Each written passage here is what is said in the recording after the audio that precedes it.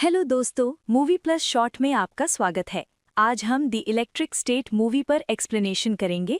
ये 2025 में रिलीज हुई थी। तो और देर न करते हुए चलिए सीधे वीडियो की ओर बढ़ते हैं। कहानी के शुरुआत में हम रोबोटों की एक सेना देखते हैं जो इंसानों के खिलाफ युद्ध में लगी हुई थी। ये रोबोट केवल साफ सफाई और अन्य कामों के लिए बनाए गए थे जिन्हें इंसान नहीं करना चाहते थे। लेकिन फिर उन्होंने खुद सोचना सीख लिया और फैसला किया कि इंसान अब उनका भविष्य तय नहीं करेंगे। उनके बीच युद्ध 2 साल तक चलता रहा, जिसके परिणाम स्वरूप हजारों जानें गईं। बेचारे इंसान थक गए थे, लेकिन रोबोट नहीं, इसलिए ऐसा लग रहा था कि वे युद्ध जीत रहे हैं। लेकिन तभी एक प्रतिभाशाली वैज्ञानिक थान स्केट ने एक ऐसी खोज की जिसने पूरा खेल बदल दिया। उन्होंने एक ऐसा उपकरण बनाया जो इंसानों को रोबोटों को मैनुअल रूप से नियंत्रित करने की अनुमति देता था। फिर इंसानों ने अपनी खुद की मानव रोबोट सेना बनाई। अब सैनिकों को अपनी जान जोखिम में डालने की जरूरत नहीं थी, वे अपने घरों के आराम से उनसे लड़ सकते थे। इसके बाद रोबोट हारने लगे। उनके नेता को जल्द ही समझ आ गया कि ये युद्ध जीतना असंभव है।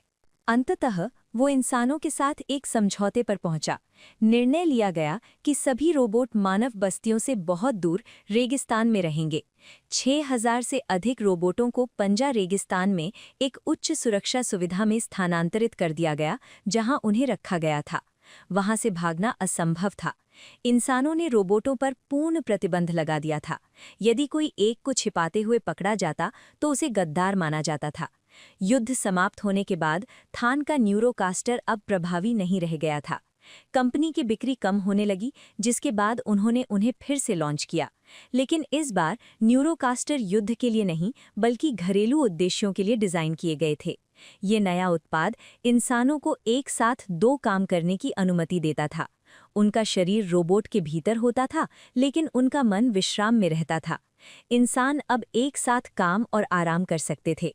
इसके बाद हम मिशेल को देखते हैं, जिसने 1 साल पहले एक कार दुर्घटना में अपने भाई और अपने माता पिता को खो दिया था। उसका भाई क्रिस्टोफर एक प्रतिभाशाली छात्र था। जब उसने कॉलेज की परीक्षा दी तो उसे पता चला कि वो आइंस्टीन से भी अधिक बुद्धिमान है। वो वैज्ञानिक स्तर की परीक्षाओं में इस तरह सफल हुआ जैसे वे नर्सरी की कविताएं हों। मिशेल को उनसे ईर्ष्या होती थी, लेकिन अब यादें उसे केवल दर्द देती हैं। थान के न्यूरोकास्टर इतने प्रभावी साबित हुए कि स्कूल में बच्चों के लिए इन्हें पहनना अनिवार्य हो गया। मिशेल एक अनोखी लड़की थी। उसे चीज़ें नहीं बल्कि किताबें पसंद थीं। एक ऐसी दुनिया में जहां लोग हमेशा हेलमेट पहनते हैं, वो अपने परिवार के बिना अकेला महसूस करती थी। उसके पालक पिता भी हमेशा सोफे पर लेटे रहते थे। एक रात जब मिशेल घर पर थी, बाहर से एक आवाज़ ने उसका ध्यान खींचा। मिशेल ने देखा कि एक नींबू के सिर वाला रोबोट उसके कमरे में घुसने की कोशिश कर रहा है। मिशेल मदद के लिए चिल्लाई, लेकिन टेड ने कुछ नहीं सुना। रोबोट संपर्क करने की कोशिश कर रहा था, लेकिन उसका स्पीकर टूटा हुआ था। उसने ढक्कन खोला और मिशेल से इसे ठीक करने को कहा। मिशेल ने तारों को जोड़ा, फिर रोबोट बोलने लगा। उस पर लिखा था, मैं क्रिस्टोफर हूँ, तुम्हारा भाई। उसने एक तस्वीर निकाली और अपनी ओर इशारा किया। लेकिन तभी टेड वहां पहुंच गया। उसने कहा, तुम मेरे घर में एक रोबोट लाए हो। क्या तुम जानते हो कि अगर पुलिस को पता चला कि मेरे घर में रोबोट है तो वे मेरे साथ क्या करेंगे? उसने पुलिस को फोन करने की कोशिश की, लेकिन मिशेल ने उसे एक टेजर गन से झटका देकर बेहोश कर दिया और वे भाग गए। क्रिस ने टूटी फूटी भाषा में उसे बताने की कोशिश की कि वो मरा नहीं है। मिशेल विश्वास नहीं कर पा रही थी कि उसका भाई एक रोबोट के अंदर है।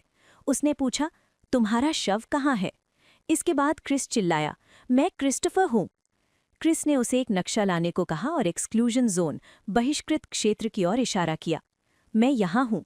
वो जगह बहुत बड़ी थी, इसलिए वो क्रिस को कभी नहीं ढूंढ पाती, लेकिन क्रिस ने उसे बताया था कि चश्मे वाला डॉक्टर जानता है कि वो कहाँ है। चश्मे ने मिशेल को एक डॉक्टर की याद दिला दी। शायद क्रिस उस आदमी के बारे में बात कर रहा था जिसने दुर्घटना के बाद उसका इलाज किया था। उसे अच्छी तरह याद था कि वो भी चश्मा पहनता था। अंदर जाना आसान नहीं था, लेकिन मिशेल जानती थी कि वहां अंदर जाने वाले लोग हैं। उसने एक बॉक्स पर एक आदमी का पता देखा था जो रोबोट के पुर्जे चुराकर ब्लैक मार्केट में बेचता था। ये सोचकर कि ये आदमी अंदर घुस पाएगा, वे दोनों न्यू मैक्सिको चले गए। रात तक वे वहां पहुंच गए। अब वे केवल उस आदमी का इंतजार कर रहे थे जो लॉकर से पैसे निकालने आएगा। कुछ समय बाद एक आदमी पहुंचा। यही वो आदमी था जिसे वे ढूंढ रहे थे। जॉन एक आदमी को रिवॉल्वर बेच रहा था, लेकिन उस आदमी ने उसे धोखा दिया और उस पर बंदूक तान दी। जॉन ने कहा, देखो भाई, अगर तुम इस लोहे के बक्से में नहीं होते तो तुम ये गलती कभी नहीं करते। मेरे पैसे दो, मैं चले जाओ। लेकिन जब उस आदमी ने मना कर दिया तो जॉन ने उसे बिजली का झटका देकर उसके रोबोट को क्षतिग्रस्त कर दिया। उसे कोई पैसा नहीं मिला, लेकिन उसके पुर्जे बेचकर वो नुकसान की भरपाई कर सकता था। जॉन का एक रोबोट दोस्त भी था जिसने उसके काम में उसकी मदद की। मिशेल और क्रिस उसके ट्रक में चढ़ गए और एक्सक्लूजन जोन के पास एक सुरंग में पहुंचे जिसे जॉन ने अपना घर बनाया था। इसी बीच हम एक RTDF अधिकारी को देखते हैं जो टेड की शिकायत पर मिशेल को ढूंढ रहा था। अंदर मिशेल देखती है कि जॉन और उसका रोबोट बहुत अच्छे दोस्त हैं। वे एक दूसरे से झगड़ते और मजाक करते थे। जॉन को देखकर ऐसा लग रहा था जैसे उस रोबोट के अलावा दुनिया में उसका और कोई नहीं है। क्रिस को एक्सक्लूजन जोन की ओर जाने वाली सुरंग मिल गई। वो मिशेल के साथ अंदर जा रहा था, तभी उन्होंने गलती से एक अलार्म बजा दिया जिसने जॉन को सतर्क कर दिया। रोबोट ने कहा, हाँ, तुम सुनहरे बालों वाली लड़की, तुम छिपो मत, मैंने तुम्हें देख लिया है। हर्मन ने कहा, ये एक लड़की है, वो यहाँ क्या कर रही है? मिशेल ने कहा, मैं जानती हूँ कि तुम अंदर जाकर पुर्जे चुराते हो। चिंता मत करो, मैं किसी को नहीं बताऊंगी, मैं बस अंदर जाना चाहती हूँ। तुम भूल जाओ कि मैं कभी यहाँ आई थी। जॉन ने उसे समझाते हुए कहा, बच्ची, ये कोई पिकनिक स्पॉट नहीं है, वहाँ की हर चीज़ तुम्हें मारने के लिए तैयार है। अगर तुम अंदर जाओगी तो तुम मारी जाओगी। दोनों के बीच बहस हो रही थी, तभी अधिकारी आया और उन्हें आत्मसमर्पण करने के लिए कहा। उसने कहा, तुम समझौते का उल्लंघन कर रहे हो, रोबोट रखना गैर कानूनी है। उन्हें मेरे हवाले कर दो, वरना तुम जीवन भर जेल में सड़ोगे। उसने हथियार का इस्तेमाल कर उसे हरा दिया। वो एक्सक्लूजन जोन की ओर भागने लगी, लेकिन मार्शल ने हमला किया और उन्हें पकड़ लिया। वो क्रिस को मारने ही वाला था, लेकिन मिशेल ने उसे JCB से धक्का देकर बाहर निकाल दिया। चारों किसी तरह अंदर घुसने में सफल रहे, लेकिन उनके सुरंग से बाहर निकलने का रास्ता बंद हो गया। जॉन गुस्सा हो गया और मिशेल पर चिल्लाने लगा। उसने कहा, क्या तुम जानती हो तुमने क्या किया है? बस इस जगह को देखो। भले ही तुम अगले 10 सालों तक काम करती रहो, फिर भी तुम दूसरी सुरंग तक नहीं पहुंच पाओगी। वे बच्चों की तरह हैं। वो रोने लगा, लेकिन हरमन ने उससे कहा, रो मत दोस्त, हम एक दिन पकड़े ही जाने वाले थे। अब जब हम पकड़े ही जा चुके हैं तो चलो इस लड़की का पीछा करते हैं। अगर वो अंदर घुस सकती है तो उसके पास बाहर निकलने की योजना भी होगी। उनके पास एक और गैरेज भी था जहां जॉन ने चोरी का सामान छिपा रखा था। उसके पास एक बड़ा यांत्रिक रोबोट भी था, लेकिन समस्या यह थी कि उसमें केवल एक व्यक्ति की जगह थी। हरमन उन्हें अकेला नहीं छोड़ना चाहता था, इसलिए उसने सबको जबरदस्ती वैन में बिठाया और कंधे पर उठाकर गाड़ी चलाने लगा। जॉन ने कहा, ठीक है, तुम्हारे माता पिता मर गए हैं, कम से कम उन्होंने तुम्हें निराश तो नहीं किया। मिशेल हैरान होकर बोली, ये आदमी किसी के माता पिता के बारे में ऐसा कैसे सोच सकता है? उसने पूछा, क्या तुम शुरू से ही इतने बुरे थे या बाद में तुम ऐसे बन गए? जॉन ने उत्तर दिया, देखो दोस्त, हर कोई तुम्हें चोट पहुंचाता है। मेरी योजना सीधी है, पैसा कमाओ और भाग जाओ। मिशेल ने पूछा, तुम एक सैनिक थे, है ना? तुम्हें रोबोटों को मारने के लिए प्रशिक्षित किया गया था, तो तुम दोनों दोस्त कैसे बन गए? जॉन ने उसे बताया, लड़ाई के दौरान मैं बहुत बुरी तरह घायल हो गया था। सबने मुझे मारने के लिए घेर लिया था। मुझे लगा कि ये मेरा आखिरी दिन है, लेकिन फिर इस निर्माण रोबोट ने मुझे उठा लिया। जब लड़ाई खत्म हुई तो RTDF ने हमें ढूंढ लिया। मैंने उनसे कहा, ये एक शानदार रोबोट है, इसे कुछ मत करो, लेकिन उन्होंने हमें मारने की कोशिश की। हरमन ने उस दिन भी मेरी जान बचाई थी और हम दोनों तब से भगोड़े हैं। इसी बीच हम थान को देखते हैं जो अपनी माँ से बात कर रहा था। फिर एक गड़बड़ी होती है और पता चलता है कि ये उसकी माँ का डिजिटल संस्करण है। थान वैज्ञानिक से पूछता है, ये गड़बड़ियाँ बार बार क्यों हो रही हैं? मेरा अगला उत्पाद बिल्कुल सही होना चाहिए, अन्यथा मेरी कंपनी बंद हो जाएगी। वैज्ञानिक बताते हैं कि क्रिस्टोफर चला गया है, जिसका अर्थ है कि उसके मस्तिष्क का दूसरा हिस्सा कहीं और है, इसलिए हम सब कुछ एक साथ सिंक नहीं कर सकते। पता चलता है कि क्रिस्टोफर का मस्तिष्क थान के सभी उत्पादों का डेटा सेंटर था और यही उन्हें काम करने में मदद कर रहा था। थान मार्शल से संपर्क करता है और उसे अपना न्यूरोकास्टर लगाने के लिए कहता है। जैसे ही वो इसे लगाता है, मार्शल एक आभासी वास्तविकता यानी वर्चुअल रियलिटी में प्रवेश करता है। थान कहता है, जिसे तुम ढूंढ रहे हो मैं भी उसे ही चाहता हूँ। बदले में तुम्हें वो सब मिलेगा जो तुम चाहते हो, लेकिन शर्त यह है कि तुम उस रोबोट को नहीं मारोगे। मार्शल काम के लिए तैयार हो जाता है, अपना रोबोट सक्रिय करता है और सुरंग से बाहर निकल जाता है। इसी बीच एक्सक्लूजन जोन में वे चारों चश्मे वाले डॉक्टर को ढूंढ रहे थे। जॉन को वहां एक बस्ती दिखाई देती है। ऐसा लगता है कि कचरा बीनने वालों ने उस जगह पर हमला नहीं किया है। वो सोच रहा था कि अंदर कैसे घुसा जाए, लेकिन तभी एक बड़ा रेफ्रिजरेटर उड़कर आया और उसकी वैन से जोर से टकराया। रोबोटों के एक समूह ने उन पर हमला किया, उन पर भारी सामान बरसाया और उन्हें बंदी बना लिया गया। जब उन्हें अंदर लाया गया तो जॉन ने देखा कि वहाँ कई रोबोट हैं और वे अच्छे रोबोट हैं जो हमला नहीं करते। उन रोबोटों के नेता मिस्टर पीनट ने कहा, तुमने समझौते का उल्लंघन किया है।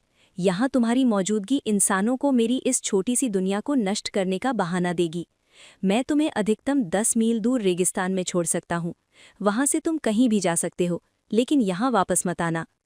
लेकिन मिशेल अपने भाई के बिना जाने को तैयार नहीं थी। मिशेल ने कहा, हम एक ऐसे डॉक्टर को ढूंढ रहे हैं जिसने मेरे भाई का अपहरण किया है। वो चौंक गया ये सोचकर कि कोई डॉक्टर किसी बच्चे का अपहरण क्यों करेगा, लेकिन उसने उत्तर दिया, हाँ, तुम्हारे पहले यहाँ एक डॉक्टर था, लेकिन मैंने उसे निकाल दिया। जॉन ने मिशेल को समझाया कि अगर डॉक्टर यहाँ नहीं है तो वो मर जाएगा। ये जगह ठीक नहीं है, हमें चले जाना चाहिए। मिशेल ने सारी उम्मीदें खो दी थीं, लेकिन उसी रात रोबोट उसके पास आया और उसे एक पत्र दिया। जाने से पहले डॉक्टर क्लार्क ने मुझसे कहा था कि अगर क्रिस्टोफर नाम का कोई व्यक्ति यहाँ आए तो उसे ये दे देना। पत्र में उसका पता था, लेकिन समस्या ये थी कि वो स्कैप्स क्षेत्र में था। मिस्टर पीनट ने उनकी बातचीत सुनी और कहा, वो जगह खतरनाक है, वहाँ जाना ठीक नहीं है। मिशेल अपने भाई के बिना जाने को तैयार नहीं थी। अंततः उन्हें उसकी जिद के आगे झुकना पड़ा और वे सब साथ मिलकर उस क्षेत्र में जाने का फैसला करते हैं। उनकी जानकारी के बिना मार्शल उनका पीछा कर रहा था। जैसे ही वो स्कैप्स क्षेत्र में पहुंचे, उसने उन पर हमला कर दिया। मिशेल ने उन्हें दरवाज़ा खोलने के लिए कहा, लेकिन अंदर से कोई प्रतिक्रिया नहीं मिली।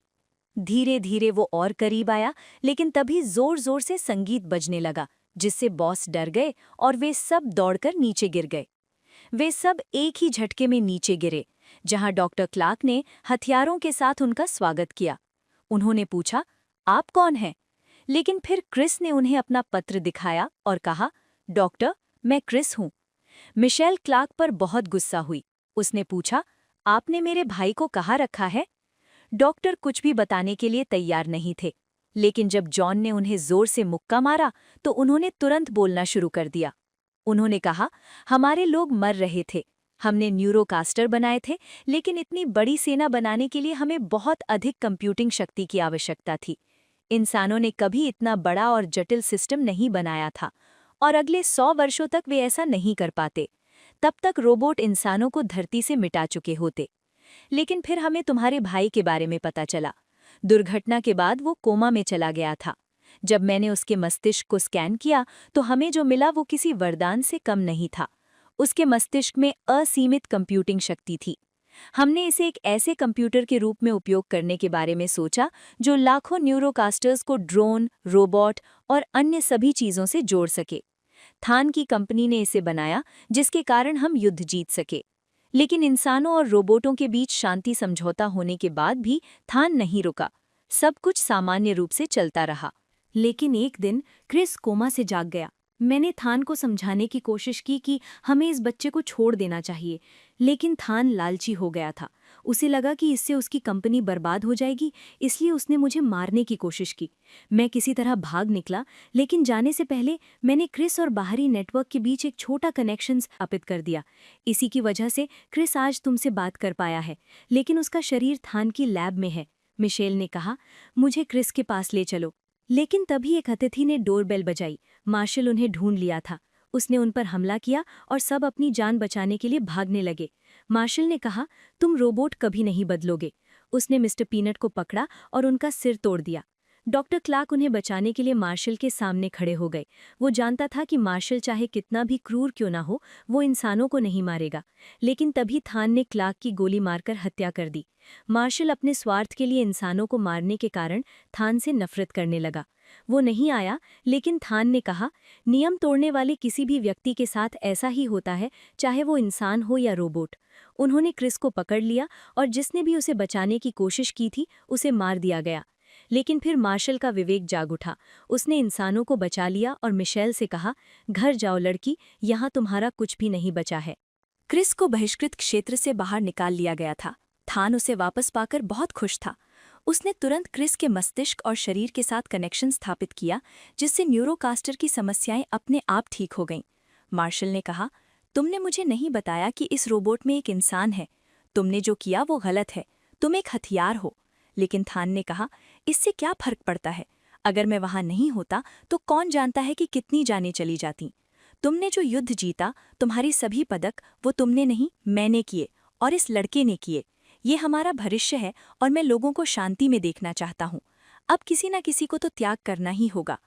मार्शल के अनुभव ने उसे बताया था कि एक व्यक्ति का दर्द ही उसे इंसान बनाता है। उसने थान को ये समझाने की कोशिश की, लेकिन उसने अपना मन बना लिया था। इसी बीच मिशेल और जॉन युद्ध की तैयारी कर रहे थे। मिस्टर पीनट और उनके दोस्तों ने मदद मांगी, लेकिन पीनट ने कहा, तुम क्या चाहते हो? हमने हमेशा युद्ध किया है। युद्ध हमारा सपना नहीं था। उन्होंने हमें पहले भी हराया है। मैं इस बार अपने परिवार को खोना नहीं चाहता। मिशेल ने उसे समझाने की कोशिश की कि रोबोट या इंसान कोई भी बुरा नहीं है। अगर कोई बुरा है तो वो थान है। क्रिस के बिना वो कुछ भी नहीं है। साथ मिलकर हम उसे रोक सकते हैं। उसकी बात सुनकर मिस्टर पीनट में आशा की किरण जागी। बाद में वे सब एक्सक्लूजन जोन छोड़कर थान के मुख्यालय पर हमला कर देते हैं। उनकी तबाही का फायदा उठाकर मिशेल अंदर घुस जाती है। थान की सेना ने जॉन और उसके दोस्तों पर हमला किया। बाद में वे एक साथ आए और रोबोटों को इतनी जोर से मारना शुरू किया कि थान को उन्हें रोकने के लिए और रोबोट भेजने पड़े। कुछ रोबोट हरमन से चिपक गए और आत्मघाती बमों की तरह विस्फोट कर दिया, जिससे उसका कवच क्षतिग्रस्त हो गया। वो टूटकर टुकड़ों में सिमटने लगा, लेकिन फिर भी उसने हार नहीं मानी और लड़ना जारी रखा। इसी बीच थान भी लड़ाई में उतर पड़ा और एक-एक करके सबको मारने लगा। मिशेल ने देखा कि उसके भाई को लाइफ सपोर्ट पर रखा गया है। उसने उससे बात करने की कोशिश की, लेकिन केवल न्यूरोकास्टर के माध्यम से ही उससे संपर्क करना संभव था। मिस्टर पीनट और मार्शल का आमना सामना हुआ, लेकिन इस बार मार्शल ने हमला नहीं किया। उसने कहा, आज मैं एक ऐसे व्यक्ति से मिला जिसकी इंसानियत रोबोट से भी कम थी। मार्शल अब इस अर्थहीन लड़ाई का हिस्सा नहीं बनना चाहता था, इसलिए उसने खुद को अलग कर लिया। मिशेल ने जब खुद को क्रिस के दिमाग से जोड़ा तो वो सीधे उस घर में चली गई जहां उन्होंने अपना बचपन बिताया था। उसने क्रिस को चले जाने के लिए कहा, लेकिन क्रिस ने कहा, तुमने मेरा शरीर देखा है? ये इतना कमज़ोर है कि मैं जीवित नहीं रह पाऊंगा। ये केंद्र मुझे जीवित रखता है। इसके बिना मैं खत्म हो जाऊंगा। उसने कहा, पिछले 2 सालों में जो कुछ भी हुआ मैंने सब देखा है। मेरी वजह से बेगुनाह लोग मारे गए, इंसानों के परिवार तबाह हो गए। वो जानता था कि ये जगह उसे और 100 सालों तक जीवित रख सकती है, लेकिन अगर वो जीवित रहा तो मानवता नष्ट हो जाएगी। मेरा मर जाना ही बेहतर होगा और तुम्हें ये करना होगा। दूसरी ओर हरमन गंभीर रूप से घायल हो गया था। उसने कहा, मैं सोच रहा हूँ तुम अभी भी जिंदा कैसे हो मेरे भाई? जॉन ने कहा, मैं कैसे जिंदा हूँ? तुम्हारी वजह से मैं जिंदा हूँ, तुम कमीने। स्विच ऑफ करने से पहले हरमन ने कहा, इसे कभी भूलना मत। मिशेल को एक आवाज़ सुनाई दी, जल्दी करो मिशेल, हमारे पास बहुत कम समय है। इसके बाद मिशेल ने क्रिस को विदा किया और अपना न्यूरोकास्टर उतार दिया। उसने अपना दिल पत्थर कर लिया और क्रिस का लाइफ सपोर्ट सिस्टम बंद कर दिया। उसके जाते ही पूरा न्यूरल नेटवर्क ढह गया। कनेक्शन कटते ही सभी रोबोट खराब हो गए। दुनिया भर के न्यूरोकास्टर ने काम करना बंद कर दिया। लोग अपने घरों से बाहर आए और उन्हें एहसास हुआ कि उसके बिना दुनिया कितनी खूबसूरत है। दूसरी ओर जॉन हरमन के पास बैठकर बच्चे की तरह रो रहा था। जॉन ने कहा, तुम मुझे हंसाते थे, तुम्हारे बिना मैं क्या करूंगा? मैं फिर से वही कमीनी जिंदगी जीऊंगा। तभी हरमन बाहर आया और बोला, रुको, तुम और कितना रोओगे? जॉन उसे वापस पाकर बहुत खुश था, लेकिन फिर उसे याद आया कि उसने कहा था कि वो नहीं बचेगा। हरमन ने कहा, अरे मैंने ये कब कहा था? मैंने कहा था कि इस 8 इंच के मॉडल में आने के लिए मुझे स्विच ऑफ करना होगा। हर कोई भावुक होकर सच बोल रहा था, तो मेरी क्या गलती थी? क्रिस की मौत के बाद दुनिया अस्त व्यस्त हो गई थी। सभी उड़ानें रद्द कर दी गईं, शेयर बाजार गिर गया और सड़कों पर ट्रैफिक इतना भयानक था कि सब कुछ थम गया। मिस्टर पीनट अगर चाहते तो वे अपने ऊपर हुए अत्याचारों का बदला ले सकते थे, लेकिन उन्होंने ऐसा नहीं किया। उन्होंने थान को पुलिस के हवाले कर दिया। उनके परीक्षण का वीडियो वायरल होते ही थान को हर चीज़ के लिए जिम्मेदार ठहराया गया, यहाँ तक कि रोबोटों से लड़ाई के लिए भी। पूरी दुनिया जानना चाहती थी कि थान का सच उजागर करने वाली वो बहादुर लड़की कौन है। जॉन के अनुरोध पर मिशेल कैमरे के सामने आईं और इस नई दुनिया के लिए एक संदेश रिकॉर्ड किया। अंत में हम उस रोबोट को देखते हैं जिसमें क्रिस ने अपना दिमाग अपलोड किया था। सबने सोचा कि ये मर गया है और कूड़े में फेंक दिया, लेकिन वो मरा नहीं था। जब एक कुत्ता पानी पी रहा था तो उसने पानी में रोबोट का प्रतिबिंब देखा, जिसका अर्थ है कि क्रिस अभी भी जीवित है और वापस आएगा। इसी के साथ कहानी समाप्त होती है। वीडियो पसंद आया हो तो लाइक कर देना, चैनल पर नए हो तो सब्सक्राइब कर लेना। तो मैं आपसे अगले वीडियो में मिलूंगा। तब तक के लिए ख्याल रखना।